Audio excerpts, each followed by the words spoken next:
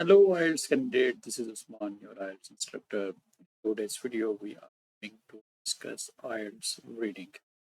Screen पे आपको IELTS general training book 80 test 1 की रीडिंग का क्वेश्चन नंबर 1 7 वो नजर आ रहे हैं और ये क्वेश्चन है ट्रू फॉल्स नॉट गिवन। बहुत इंपॉर्टेंट क्वेश्चन है। आप IELTS रीडिंग में टेस्ट देने जाएंगे इस अंदर, तो ये जो क्वेश्चन है ट्रू फॉल्स नॉट गिवन, आपको ये लाजमी देखना पड़ेगा। इस क्वेश्चन को हम करने से पहले मैं आपसे एक बात करना चाहूँगा। मैं आंसर दे रहा हूँ, अगर आप आंसर लेना तो मेरे साथ अभी मेरे वर्क्स में उसमें मुझसे रब्ता करें। और दूसरी बात, अगर अभी तक आपने मुझे फॉलो नहीं किया तो फॉलो भी कर दें। ये जो क्वेश्चन है, याद रखें इस क्वेश्चन में जो स्ट्रेटजीज हैं, जो टेक्निक्स हैं जिनको करते हैं, वो आपके साथ शेयर करने जा रहा हूँ। इसमें आपके 7 क्वेश्चन हैं और रीडिंग में बेसिकली 40 नंबर का ये टेस्ट होता है। और इसमें जो 40 नंबर वो 3 जो पार्ट्स हैं उनमें डिवाइड की हुई, और ये 3 जो पार्ट हैं उनमें डिफरेंट टाइप्स के क्वेश्चन जो हैं आज हम डिस्कस करेंगे टू स्मार्ट गिवन को। तो ये जो क्वेश्चन है पर्टिकुलर टू फॉल्स नॉट, इसको हम किस तरह हैंडल करेंगे, ये आपको पार्ट 1 में क्वेश्चन आएगा। तो याद रखें 1 घंटा इसमें टाइम है, आपने टाइम को सेव करना है, टाइम को आपने तो इसमें पहले हम क्वेश्चंस को पढ़ते हैं, फिर आपने ये है इसमें आपको जो पैसेज है उसे पढ़ने की पार्ट 1 में, पार्ट 2 में नहीं, पार्ट 3 में आपको कम्प्लीटली पढ़ना पड़ेगा। और उसके पार्ट 3 के लिए आपने अपने टाइम को सेव भी करना है। ये एक है जिससे आप टाइम सेव कर सकते हैं, क्योंकि बहुत से हमारे जो कैंडिडेट्स हैं वो IELTS के अंदर जो गिवन टाइम है उसमें टेस्ट नहीं कर पाते। तो ये होती है कि उन्हें जो इस टाइप की इस टेस्ट की जो फिलॉसफी है, इस मॉड्यूल की जो फिलॉसफी है, मेकिंग अप क्वेश्चन है, उससे उनकी नहीं होती। तो ये याद रखिए, जो पार्ट 1 है या सेक्शन 1 है, इसमें जो पहले क्वेश्चन को पढ़ेंगे समझेंगे और फिर हम आंसर देंगे ताकि हमारा टाइम जो है वो बचे। दूसरी बात, ये अब ये ट्रू फॉल्स नॉट की से अब कैसे डील करना है, तो आप देखें ये लिखा हुआ है, do the following statements agree with given text on page 16। ये नीचे जो स्टेटमेंट्स हैं, 7 स्टेटमेंट्स हैं, इनमें इंफॉर्मेशन दी गई है, क्या ये एग्री करती हैं ऊपर तो ये पैसेज है इसमें जो इन्फॉर्मेशन दी गई है, क्या वो इससे एग्री करती हैं। ये आपने तो in boxes 1 to 7 on your answer sheet write to give the statement agrees information.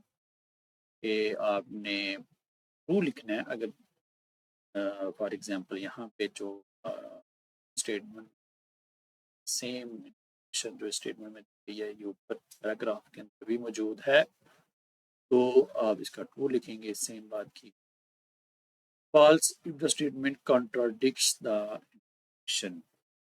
False तब लिखेंगे जब जो दोनों इन्फॉर्मेशन है कि स्टेटमेंट में दी गई इन्फॉर्मेशन है और ऊपर पैराग्राफ में जो इन्फॉर्मेशन है दैट इज कॉन्ट्राडिक्टरी, मुखालिफ है एक दूसरे के। तो ये वहाँ उसके लिए आप फॉल्स लिखेंगे। Not given if there is no information on this, ये जो इंफॉर्मेशन स्टेटमेंट क्वेश्चन स्टेटमेंट में दी गई है उसका ऊपर पैराग्राफ ही है, इसका आंसर आएगा नॉट गिवन। ये याद रखना है, नॉट गिवन का आंसर फॉल्स नहीं है। ये पॉइंट फॉल्स और नॉट गिवन है, उसे समझने की जरूरत है कि फॉल्स वो इंफॉर्मेशन है that is contradictory. For example अगर स्टेटमेंट में आ गया है colour of the cup white, और पर जो पैराग्राफ था उसमें लिखा हुआ था the colour of the cup is black, तो कलर की इंफॉर्मेशन तो है, कलर की बात तो, लेकिन कलर जो है वो स्टेटमेंट ने वाइट का ऊपर दिखाया गया, ये फॉल्स होगा।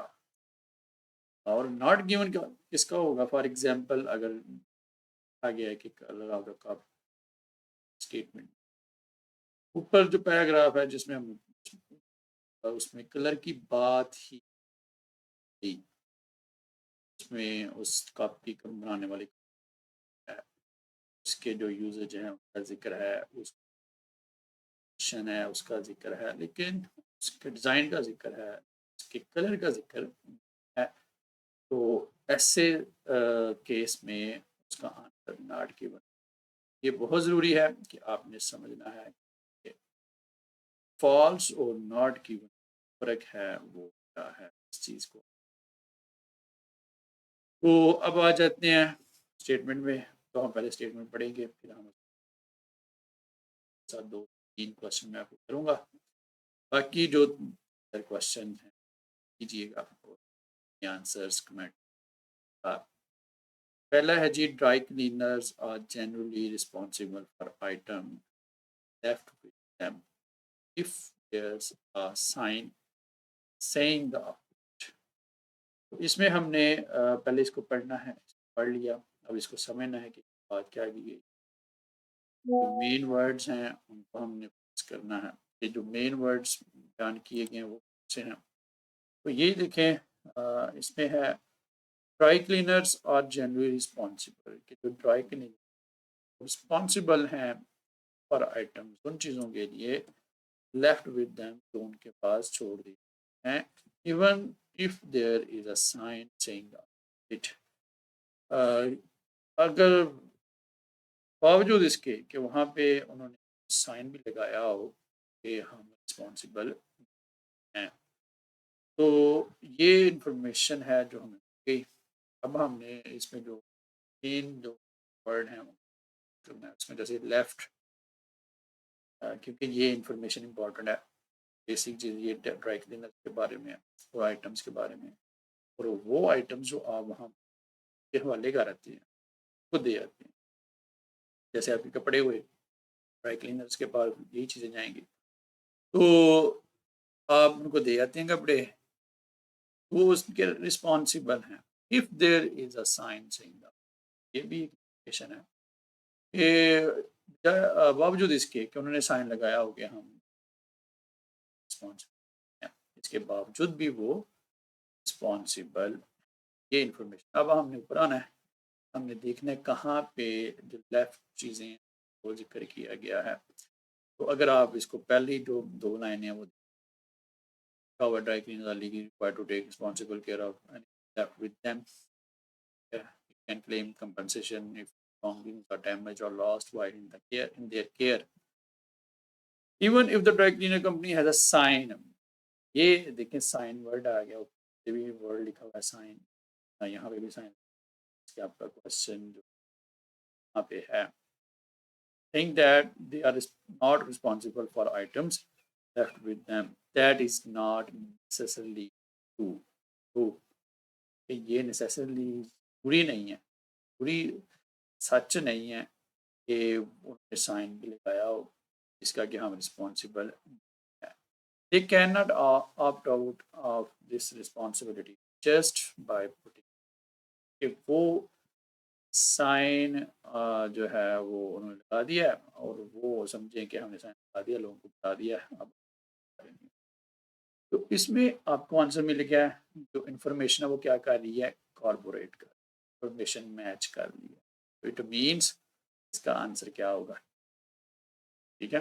अब आ जाए दूसरा, if the dry cleaner uses an item, अगर ड्राई क्लीनर आपकी चीज को गुम कर देता है they should give you enough money to buy a completely new one. तो उन्हें आपको एक इनफ मनी देनी है, आपको इतने पैसे देने हैं कि आप कंप्लीटली न्यू वन है वो सकें। तो इसमें जो इंफॉर्मेशन दी गई है वो क्या है, शुड गिव मनी। अगर आप हो जाती है तो आपको पैसे देगा। और दूसरी इंफॉर्मेशन क्या है, कंप्लीटली न्यू वन, ताकि आप उस पैसे से कंप्लीटली नई चीज़, आपने जैसी भी चीज़ अगर उससे गुम होगी तो वो आपको इतने पैसे देगा कि आप न्यू खरीद सकें। ये इंफॉर्मेशन है आए ऊपर, आंसर है इसका। तो ये तरतीब के साथ क्वेश्चन चलते हैं। पहला जो क्वेश्चन है जहाँ से हमने वहाँ से आगे आगे ही क्वेश्चन नंबर 2 होगा। तो ये थर्ड पैराग्राफ में देखें, as soon as you realise there is a problem, क्या आपको लगता है कि आपकी कोई प्रॉब्लम बन इशू बन गई, आपकी कोई चीज़ गुम, contact them and explain the situation, उनसे रब्ता करें और बताएं, they might offer you concession straight away, तो आपको कंपनसेशन दे सकते हैं। If they don't, you should ask them to either cover the cost of repairing the item or pay for a replacement if it cannot be repaired. So,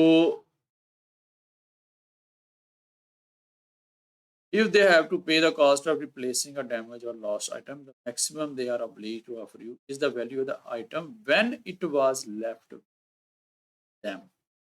ये वो जगह है जहाँ पे आपको स्टेटमेंट में क्या लिखा हुआ था, इनफ मनी देंगे क्या वो, कि आप न्यू खरीद सकें। यहाँ पे क्या लिखा हुआ है, maximum they are obliged to offer you is the value of the item, उस आइटम की वैल्यू जो आपने when it was left with them, ठीक है, जब आपने चीज तब उसकी वैल्यू क्या थी, उसके मुताबिक वो आपको जो है वो मैक्सिमम यही कर सकते हैं। मुताबिक आपको फॉर एग्जांपल जब आपने दिए वो 100 रुपए के थे, तो अगर वो मार्केट में आप उनकी 400 रुपये हैं, तो आपको 400 रुपये नहीं देंगे, 100 रुपये देंगे, क्योंकि उस टाइम उसकी value not what it would cost to replace as new. देखिए उन्होंने यहाँ पे भी बात, वैसी चीज़ आप इतने आपको पैसे नहीं देंगे, इतने आपको कॉस्ट आपको पे नहीं करेंगे कि आपसे न्यू खरीद लें। तो ये बात क्या हो रही है, कॉन्ट्राडिक्ट, मुखालिफ कहा हुआ है कि आपको न्यू देंगे, इतने पैसे देंगे कि आप न्यू खरीद लें। यहाँ पे क्या लिख रहे हैं कि वो आपको सिर्फ उतने जितनी उस चीज़ की वैल्यू जब आप उनको और उतने पैसे आपको नहीं देंगे कि जिससे आप उस नई चीज़ जो है वो सकें। तो यहाँ पे क्या आंसर होगा, इसका आंसर है फॉल्स। तो आपको पता चल गया होगा कि फॉल्स का जो आंसर है वो हमने के बन है, ये याद रखें। इसी तरह तीसरा नंबर है जी, if you have the receipt for a damaged, अगर आप ऐसी डैमेज आइटम है जो डैमेज्ड होगी और आपके पास एक रिसिप्ट है, the company should refund the amount you originally paid for it. Company जो वो ड्राई क्लीनर की वो आपको रिफंड करेगी, उसको करना चाहिए रिफंड द अमाउंट, उतने पैसे you originally paid for it, आपने जितने ओरिजिनली आपने जब उसको खरीदने के लिए,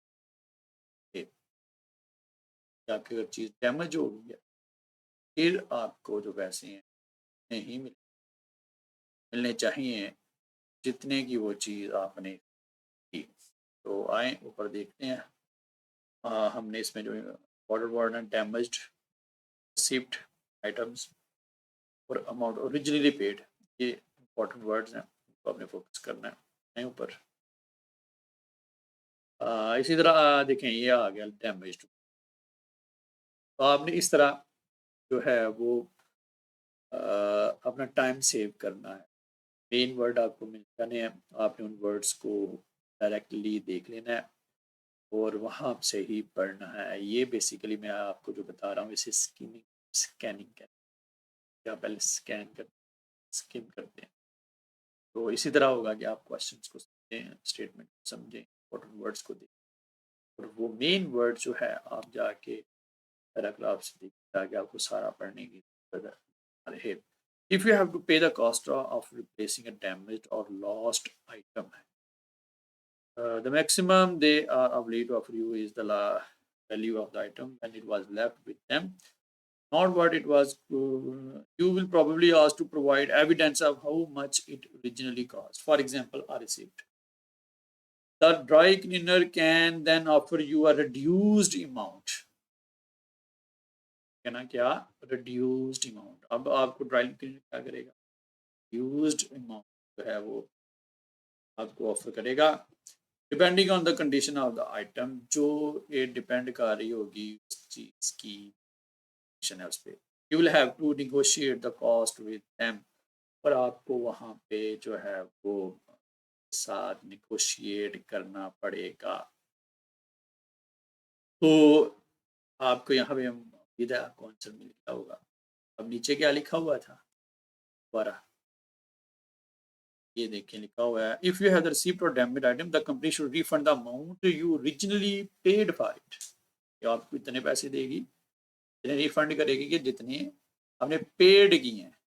यहाँ पे क्या लिखा हुआ है, the dry cleaner then offer you a reduced amount, reduced amount देगा, क्या depending on the condition of the, और उस आइटम की कंडीशन पे डिपेंड उसकी क्या condition, you will have to negotiate the cost, और आपको वो कॉस्ट जो है वो नेगोशिएट भी करनी। तो यहाँ पे भी इंफॉर्मेशन कॉन्ट्राडिक्ट है, इसका आंसर भी क्या होगा, फॉल्स। आए आगे, it may be possible to get support for your complaint from a dry cleaners trade association। ये भी पॉसिबल है आपके लिए कि आप जो हैं वो सपोर्ट हासिल करें अपनी कंप्लेंट के लिए वहाँ से, from a dry cleaners trade association, जो ड्राई क्लीनर्स की जो एसोसिएशन है उसको भी आप जो है वहाँ से भी ड्राई क्लीनर के खिलाफ जिसने आपका कोई नुकसान किया उसके अलावा आप कंप्लेन कर सकते हैं और उनकी मदद ले सकते हैं। आए ऊपर हम पढ़ते हैं इसको, part of national chain, if the dry cleaner is part of national chain. अब नेशनल चेन का क्या मतलब होगा कि किसी ऐसी एसोसिएशन का अगर वो पर है तो you could get in touch with the customer service department of their head office and make the complaint directly, और आपने जो है वो डायरेक्टली कर सकते हैं। तो इट मीन्स कि ये यहाँ पे क्या कर रही है, इंफॉर्मेशन आपको कॉर्पोरेट कर रही है, तो इसका आंसर होगा। अब बाकी तीन रह गए हैं वो आप पढ़ें, आप पढ़ सकते हैं। अभी ये थोड़ा सा पार्ट रह गया है इसका, क्या इसको पढ़ें और अपने जो आंसर्स हैं कमेंट्स में लिखें, साथ शेयर करें। और अगेन अगर आपने इस वीडियो से कुछ सीखा है तो मेरे यूट्यूब चैनल को सब्सक्राइब भी करें, फॉलो भी करें और कमेंट्स भी करें, लाइक्स भी करें, share it with your friends who are preparing for IELTS test. तो जी इसके साथ मुझे इजाज़त दें, अगली वीडियो तक, सी यू अगेन, टेक केयर, हाफिज़।